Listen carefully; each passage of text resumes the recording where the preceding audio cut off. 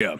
The most pro-Russian American president ever, Joe Biden, trying to make this a thing, will meet with Putin for Switzerland summit on June 16th to, quote-unquote, to restore stability. AKA, hey, pipeline, that's totally cool. We'll shut down ours, but you should do your thing, Russia. Oh, Ukraine, do whatever you got to do. You told us you would leave, right? George Floyd anniversary is today, as we all remember it. And do you remember the defunding the police movement? I wonder how that's going. Elected leaders in places such as Minneapolis, New York City, and Los Angeles are now pushing to increase funding to police departments after months of budget cuts and low morale have gutted law enforcement ranks. At the same time, major cities across the United States are suffering spikes in violent crime. I can't figure out why that would happen. Releasing criminals on the streets. Every time you lock one up, they go back out. Defunding the police officers quitting. I just can't figure out why crime has gone up and why that's not a bigger story. Oh yeah, I can think about it, and I do know. City and community leaders in Minneapolis are calling on residents to stand up and speak out. That's right. We're going to defund our police, the main unit that keeps you safe, also provides jobs for people.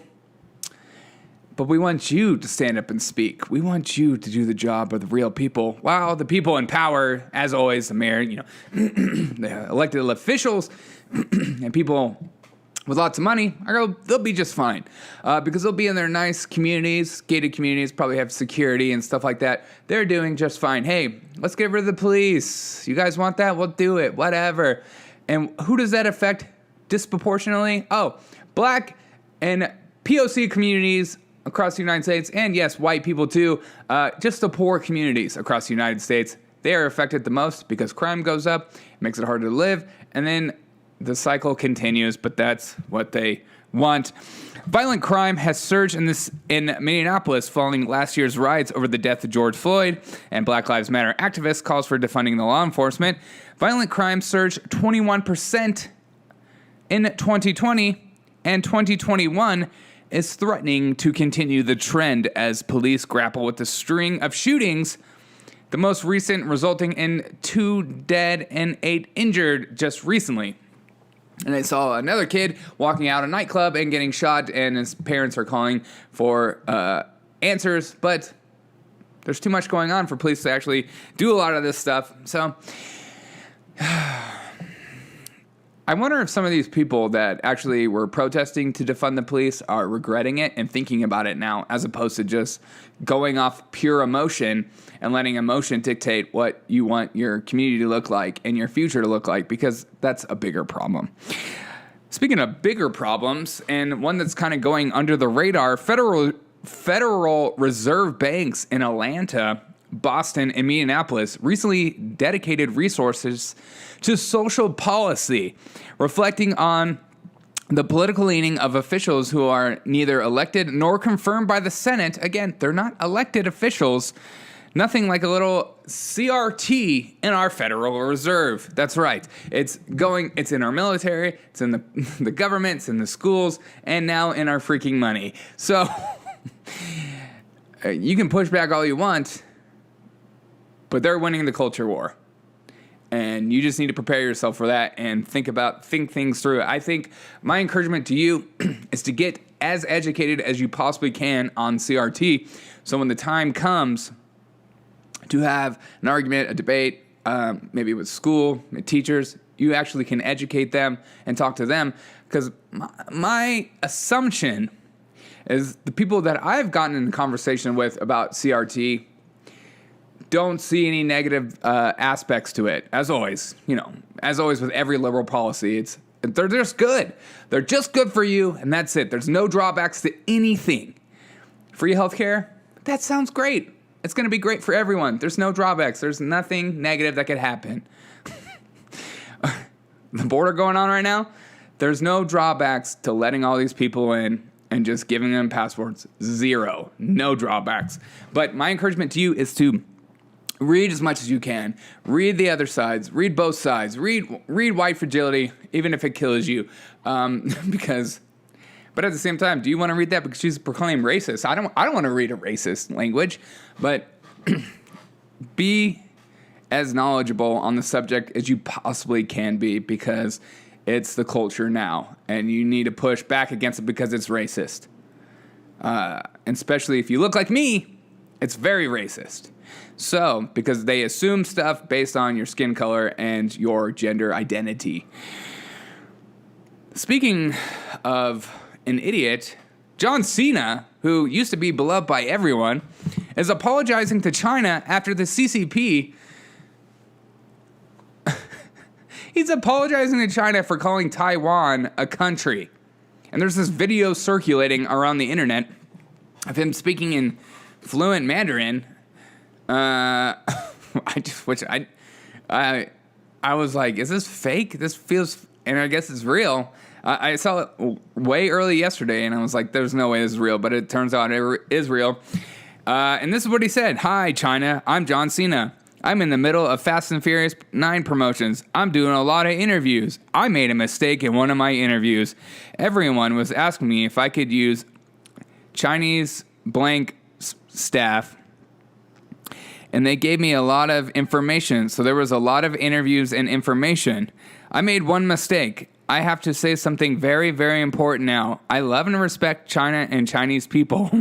I am very, very sorry about my mistake. I apologize. I'm very sorry. You must understand that I really love and really respect China and Chinese people. My apologies. See you. Of course, it doesn't always translate as well to English, but John Cena went out and put this video out, which he secretly put out, and I guess went to the CCP and the Chinese government, of apologizing about Taiwan. Great. NBA, John Cena, WWE, Fast and Furious 9, movies. Yeah, that's right. Hey, the Uyghur Muslims, the child labor, all that stuff that you pretend to care about, it's okay. Just make your Fast and Furious 9 movie. It's all about the movies. It's about making money. It's about... And who of those Fast and Furious 9s primarily are directed towards, males. And males who love cars. But, it's not a big deal. It's not a big deal. We don't care. You don't care. Again, it's not about what we do. It's about what we say. And right now we're apologizing to China because we said Taiwan is a state, a country. That's literally insane. I mean, just think about that for a moment. A guy that he puts on the mantra of, I guess, a Trump supporter or somebody that's from the country, drives a big truck, listens to country music, crushes beers on the weekends with his bros. I don't know. But that's like his mantra. And he's apologizing to China. Right. As we continue this insane life we live, after a coach and WNBA team called for a foul against Liz Cambage on Sunday, the coach yelled out, "Come on, she's 300 pounds." She's 6'8", so probably not that far off. The Las Vegas 3-time All-Star Liz Cambage, who stands 6'8", weighs 235 pounds, actually, so, not too far off, responded on Instagram, writing, "I will never let a man disrespect me. Ever, ever, ever. Especially a little white one." Hey, that's not racist, okay? What she said is not racist because it's against white people, and if you're a POC, you can say whatever you want. It's like Lori Lightfoot. I only wanted to interview with black and brown reporters, not white ones. Ew. Are you listening? Are you catching on? They want you to believe you're going insane for thinking, hey, this is racist. They want you to believe, hey, this isn't right to say this stuff. They're saying, hey, no, you have it wrong. It's not about equality. It's about equity, okay? And so it's okay to say this because she's been marginalized by probably other white men, probably like the coach calling her 300 pounds. which I'm sure was an exaggeration. Have you ever looked at someone and say, like, wow, what are you, like 20 feet tall? Do you really mean you're 20 feet tall? No. You mean like they're really tall people. And her to come out and say, especially a little white one, that's the most racist crap I've ever heard in my life. She should be taken out of the league and she should be barred and she should be taken off Instagram because, you know, that is racism at its full display. But no, it won't be done and it'll be pushed under the rug, just like Cuomo's sexual allegations. And if you say the right things, if you believe the right things, you can do whatever you want.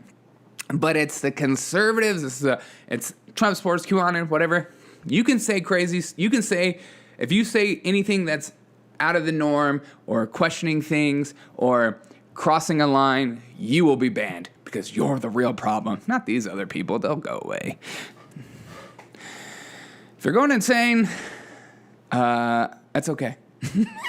Because it's just, I don't know. I feel like I'd do like a whole talk on why this is not okay. But at the same time, it doesn't matter because the double standard doesn't matter anymore, does it? It never mattered. That you can call it the double standard all you want, but they know they're doing a double standard and they know they don't care. I mean, can you imagine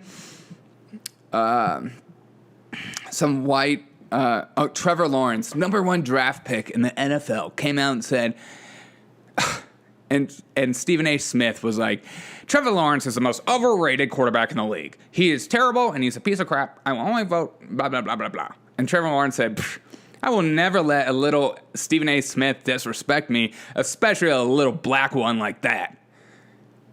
Do you imagine the uproar that would happen if Trevor said that? Hey, reverse racism isn't real, okay? You just can't say stuff like that, for one, and it doesn't work because it never happens. So we can't say it, and all the reasons why reverse racism isn't racism is stupid arguments. Anyways, as we continue stupid arguments, New York Times reporter Maggie Haberman suggested on CNN on Monday night that the reason the media did not treat claims seriously that the coronavirus pandemic originated from a lab accident at Wuhan Lab Institute of Virology was because the information was coming from the Trump administration. Are you serious? Did you not listen to those press conferences that he was leading? Did you not watch the things he was writing on Twitter? Did you not see the own CNN stories debunking Trump's claims? Did you not see all those liberal followers saying he spits absolute nonsense and that he's full of it and just shooting from the hip and that he's like full of crap and this president just lies, and you think that's the reason? Because CNN looked at things Trump was saying, and they said, he's not saying enough. Maybe this is not true. No. You guys are the ones that push back saying things were racist. He was saying that because he's a big racist or some stupid, which is what they call all conservatives. It's like the dumbest thing. It's like when a racist calls somebody else racist, like, hey, you're the actual racist. You're like, no. You've always been the racist. Okay, Mr. KKK, Democrat KKK, you love segregation. Yeah, we'll put the whites in that bathroom, put the blacks in that bathroom. We'll have our own high school graduation just for POCs because that's okay. You love segregation and pretend like you don't at the same time. It's so funny. But you really think that's the reason why? This is what the media is doing right now. They're doing this thing when they're doing retractions currently. Washington Post did a horrible retraction about this story. And they're doing the Fauci apology tour, basically saying, hey, maybe this is not, we're going to accept this to be a good question and a great hypothesis. And this is totally okay to talk about now. And, the reason we didn't report on it is because Trump didn't say anything. No. Let me tell you something, Maggie Haberman. Your job is to be a reporter. You are a New York Times reporter. Your job is to find little information and find out if that little information is actually huge information for the public to know. And your job is to do reporting. Your job is to go into areas and find out information that maybe the public doesn't know. Like, I don't know, a lab leak that put the whole world on lockdown. But that would be a huge story to break, wouldn't you say? So your job was that. as always, the blame for stuff like this goes on the media because you guys dictate what should be told to the American ears and what shouldn't. In that time, you dictated as that was racism, that was and that was just lunacy, a QAnon conspiracy. You called it all kinds of stuff. So don't act like it was. Yeah, it's just another.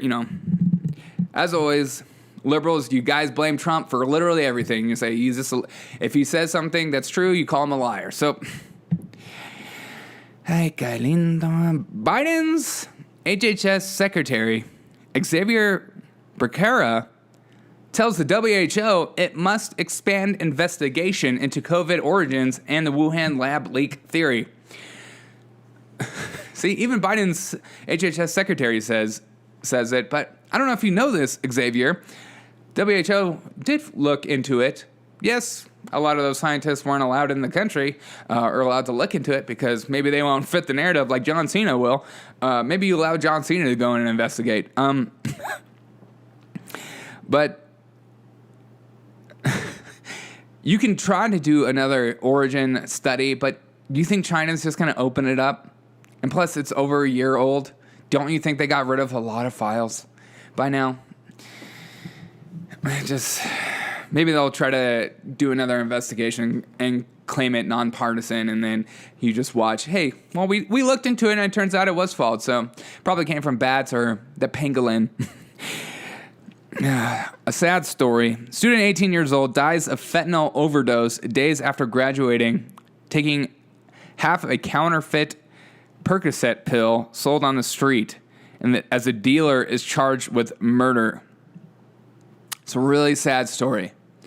Kids, I have a lot of kids that listen to me. Do not take drugs from drug dealers. You don't know what is in it. I'm not even going to talk about other drugs. Don't do that either, but especially from drug dealers. They will lace it with fentanyl because fentanyl is cheap and it's widely available because it's coming through from China, through Mexico. You see it everywhere. Just people crossing the border, just good people. That's it. There's nobody like bringing in fentanyl into America. No, none at all. Fentanyl is very, very, very deadly and very, very, very, very addictive and will ruin your life. Do not even mess with it one bit. I'm being completely honest. Do not mess with it. And drug dealers will lace it in stuff because why? Get you hooked and get you coming back for more, and they feel like they have a customer for life, and it's readily cheap, and it's very, very widely available on the street. A lot of stuff is laced with fentanyl these days, so do not do it. And you don't know what's in it. Most of the time, the drug dealers don't even know what's in it. Sometimes they do it themselves, but don't do it.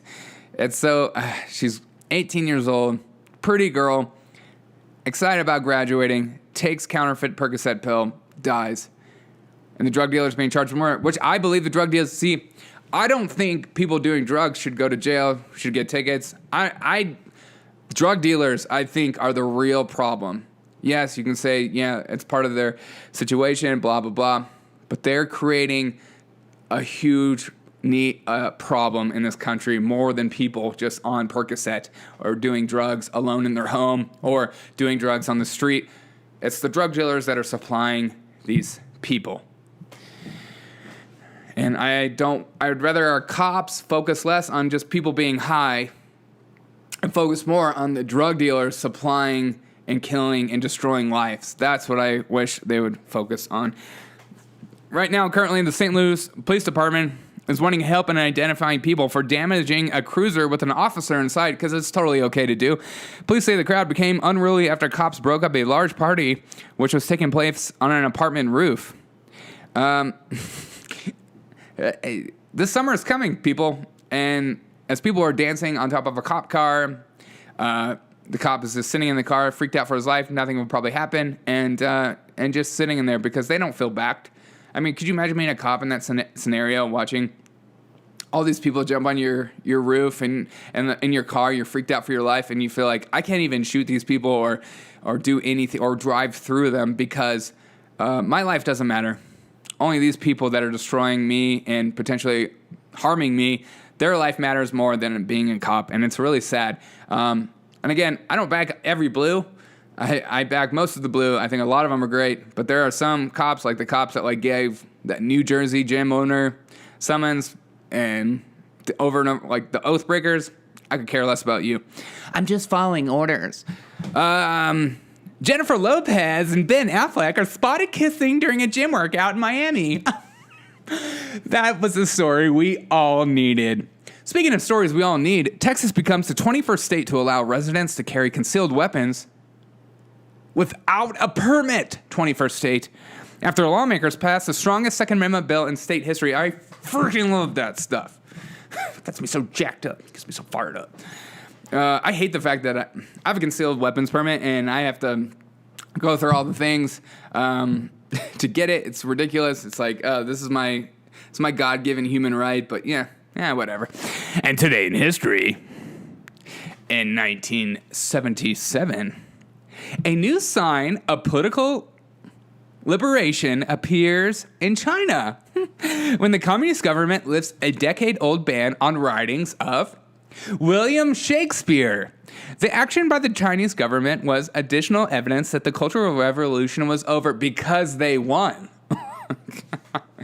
Yeah, we already won. We subjugated everyone. We'll release William Shakespeare, but remember, this used to be banned, so don't read it, okay? China, still being China. Hey, make your Fast and the Furious movies here. We love it, but make sure you speak up for the Chinese government and how great it is to its people. Do not try to investigate like the New York Times claims. Maggie Haberman says, don't investigate into our Uyghur Muslim camps. Don't try to break that story. We'll crush you. Thank you guys so much for listening to the Derek O'Shea Show. Oh, man. I had a live show last night. It was a great discussion. Definitely a discussion that I would easily get banned from. But but my audio was being so janky. I got to fix that. I need some help with that. I'm using USB mics, and I can't tell if they're good. Thank you guys so much for listening to Derek O'Shea Show. Please share this on every single social media platform. So please, the only way we will grow. It means so much to me when you do. Tell your friends and family about it. Let's continue to grow. Let's continue to fight. I hope I provide to you with good information. I hope I make good arguments for you. I hope I'm just not another podcast out there that's just pulling out poop out of the air, you know what I mean? I hope I provide something different for you that isn't the same. Like I listen to a lot of podcasts and I always wonder, am I just saying what they're saying? So I try my best to be different and say different stuff and to add silly videos and to mix the silly with the good information or, thought-provoking information. And as always, I want to engage in dialogue. I want to have more people on my podcast. I want to talk to you. I want to understand what's going on in the world and through your lens, through your view.